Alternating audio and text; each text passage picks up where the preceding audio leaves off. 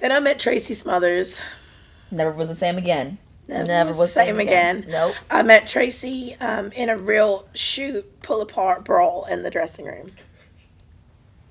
And Who was fighting? This guy, Chris Champion, was mad at this guy, Michael Shane / Matt Bentley, whoever he was.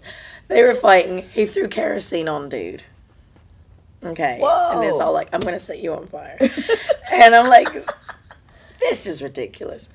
And Tracy's in there, like, trying to break it up. And Tracy has the one dude, and I have the other dude hooked in a submission hold. Like, you cannot set people on fire. That's not socially acceptable. Not good locker room etiquette. Madman Pondo's like, here, and throws a bic into the middle of it.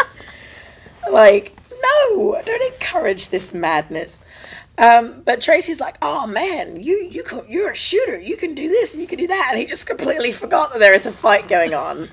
It was like, well, how did you do that? How do you know that? Blah, blah, blah. And it's, oh, you're cool. We'll talk. I like how nice he is. And then to this day, everywhere we go, every locker room, wherever in, Tracy smells like, this girl's legit. She will hook you. She will hook you and she'll take you down. There's nothing she can do, nothing you can do about it, man. She'll take you down. I know she can. You're going to argue with me? I'm Tracy Smothers.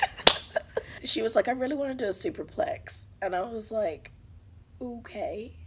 And the French promoter was like, you let her do the superplex, yes? And I was like, okay.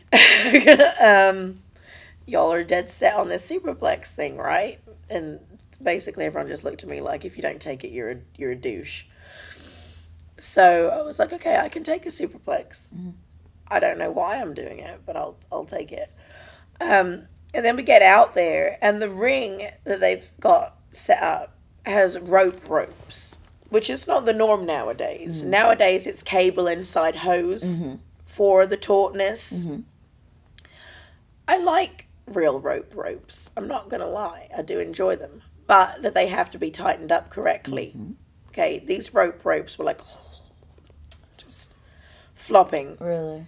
Okay, and the main event of the evening show is Park versus M-Dog 20. So immediately in my mind, I'm like, these guys are going to die. Yeah. Those guys, I have to, as soon as I get back from this, if I don't die, I have to tell them they're going to die. Okay, so that was my initial thought when I went to hit the ropes, and I went like 8 rows back into the crowd, and I was like, oh, this is not going to be good. We can't do this superplex finish. And we were wrestling, and I'm trying to tell her throughout the match that these ropes are really bad. Yeah. And she's not computing that the ropes being loose or whatever. It's not a good superplex. You can't do it. And I'm thinking, well, I'm just going to do it. I'm just going to get up there and we'll just do it. I can do it. I can hold myself up and I can do it. She's strong. I'm thinking she's strong and I can do it. So we go through the match. We go up and I go up there to do something, like act like I'm going to do a wild splash. And she pops up and does her thing, like hulks up and comes up, and she gets her feet on the second rope, middle rope, and she hooks my head. And that's all the ropes could take. Okay, so I'm on the top rope, and she's in the middle rope, and she's hooked my head, and the ropes have said no. And so before she's got my head, everything else hooked, so we're in a suplex position. No, we're falling in a DDT. Oh.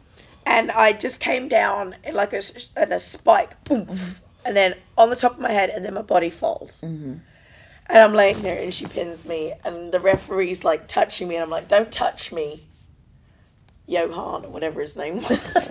I think it was Johan. They had a few that were pretty good, and I was like, please don't touch me, and he's like, what's wrong? He's trying to figure out. I'm like, I've really hurt myself. And I can just look out of the peripheral. I'm not turning my head because I'm scared to turn my head. Look out of the peripheral of my eyes, and like Saraya Knight and a few other girls are like through the curtain. Like they're not even peeking through a gap now. They've just opened it up and are all gawking.